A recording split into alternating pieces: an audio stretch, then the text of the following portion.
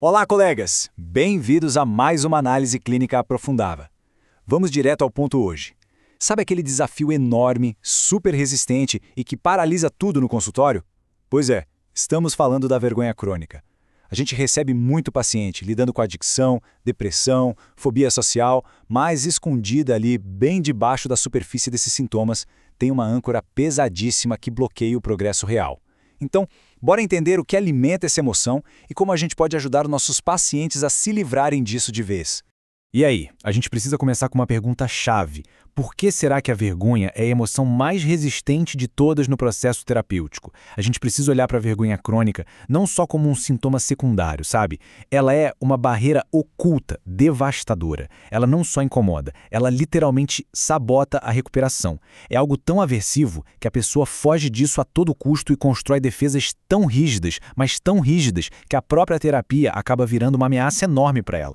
E para organizar nossa exploração de hoje, o roteiro é bem direto. Vamos passar pelas raízes da vergonha crônica, a diferença dela para a culpa saudável, o peso do perfeccionismo e do isolamento, o ciclo de recaída, como fazer a reestruturação usando a TRE e, claro, fechar com as nossas metas clínicas.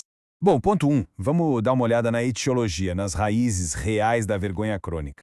Aqui tem uma distinção clínica que é absolutamente vital. A culpa saudável foca numa ação bem específica, do tipo, eu fiz algo ruim. Ela é super construtiva, né? Mobiliza a pessoa a mudar o comportamento, reparar o dano, pedir desculpas. Agora, a vergonha crônica, ela é pegajosa, generalizada. O foco vai direto para a identidade central. Eu sou ruim. Percebe a diferença? Não é sobre um errinho isolado, é uma desvalorização global do próprio ser. E é exatamente isso que torna a mudança de perspectiva algo incrivelmente desafiador ali na nossa frente, no consultório. E de onde isso vem? O ambiente familiar é o principal terreno fértil para essa crença limitante de ser ruim criar raízes. O mais perturbador, clinicamente falando, é que crianças que crescem em ambientes hostis, que lidam com negligência emocional ou críticas muito pesadas, elas não têm a maturidade cognitiva para sacar que os adultos é que estão falhando com elas. O que acontece? Tragicamente, elas internalizam o trauma. A criança simplesmente assume que as necessidades delas são ignoradas porque ela, na sua essência, não tem valor nenhum. Ela chega à conclusão de que ela mesma é um erro ambulante e não que ela apenas cometeu um erro pontual. Entrando agora no nosso segundo ponto, a patologia e os mecanismos de defesa, que acabam gerando o famoso ciclo de recaída. A gente, com certeza, já atendeu alguém como a Ellen, que é um caso super clássico na literatura. Para o mundo lá fora, ela é completamente blindada, super bem-sucedida. Mas para a gente, ali na sessão, o que a gente vê é a exaustão de manter um juiz interior implacável gritando o tempo todo. A Ellen usa o perfeccionismo como uma armadura impenetrável para esconder a própria vergonha. A lógica de defesa dela é super rígida. Se o desempenho for absolutamente impecável em tudo, ninguém nunca vai descobrir o quão deficiente ou insuficiente ela se sente no escuro. É pesado, né? Só que o grande problema dessa armadura perfeccionista é que ela exige um distanciamento emocional constante, o que acaba sabotando qualquer chance de conexão verdadeira. Para a gente buscar a cura, é preciso fazer um movimento que parece até um paradoxo: abraçar a vulnerabilidade. E olha, isso não é fraqueza clínica, de jeito nenhum. É a coragem pura de se aceitar como um ser humano real e falível. É normalizar que nós todos somos imperfeitos. Sem abraçar essa vulnerabilidade, é simplesmente impossível construir as conexões íntimas e honestas que a gente tanto precisa para romper de vez esse isolamento imposto pela vergonha. Agora vamos dar uma olhada no trágico ciclo da adicção e da vergonha usando o caso de um outro paciente, o Jim. Aqui, a vergonha crônica é puro combustível. Não é só um sintoma ou um subproduto, não. O negócio começa com sentimentos profundos de inutilidade e um vazio interior enorme. Aí, a pessoa busca a substância puramente para anestesiar essa dor psicológica intensa. Dá aquele alívio temporário, mas logo em seguida vem a inevitável perda de controle. Isso gera ainda mais humilhação, o que afunda a pessoa numa vergonha crônica ainda mais severa. E o resultado final disso tudo? Mais isolamento, o que engatilha na hora uma nova recaída. A vergonha mantém o vício totalmente refém de si mesmo. O que nos leva ao nosso terceiro ponto, a parte prática da coisa. A intervenção clínica usando a terapia racional emotiva, a nossa conhecida TRE.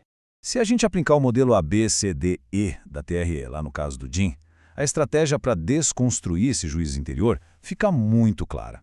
O evento, a nossa etapa A, é o acontecimento em si, beber continuamente. O pensamento automático disfuncional, o B, é aquela cobrança cruel. Eu deveria ser capaz de controlar isso. O sentimento resultante lá no C é uma vergonha extrema e um isolamento total. E é aí que a nossa intervenção ganha força. Na etapa D, de disputa, a gente ajuda o paciente a bater de frente com essa lógica punitiva. Algo como, espera aí, alcoolismo é uma doença, não é uma falha moral ou falta de força de vontade. Isso abre todas as portas para a etapa E, a nova meta, que passa a ser, por exemplo, buscar grupos de apoio, mas agora sem aquele peso esmagador da autocondenação. E aqui vai uma dica de ouro para nossa escuta clínica ativa. Deixem os alarmes soarem sempre que ouvirem palavras rígidas, tipo eu devo, eu deveria ou eu tenho que. São verdadeiras bandeiras vermelhas, pessoal. Elas sinalizam aquelas exigências absolutistas ditadas por aquele juiz interior implacável.